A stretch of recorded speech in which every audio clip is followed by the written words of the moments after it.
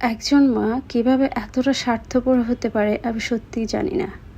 এই নিউজটা যখন থেকে দেখেছি, বাচ্চাটার কান্না যখন থেকে শুনেছি, আমি আমার মেয়েকে জড়িয়ে অঝরে কান্না করেছি। কিভাবে সম্ভব একটা বাচ্চাকে 11 দিন রেখে সে বিছে চলে যায় তার বয়ফ্রেন্ডের সাথে টাইম স্পেন্ড করার জন্য। আমি সত্যিই ভাবতে পারছি না একজন মা কিভাবে এমনটা হতে পারে।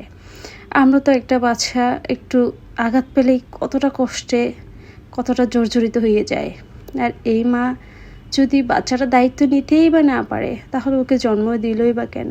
একান্তই যদি সময় কাটাতে ইচ্ছে করে বাচ্চাটা কাউকে দিয়ে যেত, অ্যাটলিস্ট পথে রাস্তায় ফেলে যেত, তাহলে বাচ্চাটা একটা আশ্রয় পেত। এভাবে নিজের প্রস্রাব মলমূত্র খেয়ে বেঁচে থাকার চেষ্টা করতো না।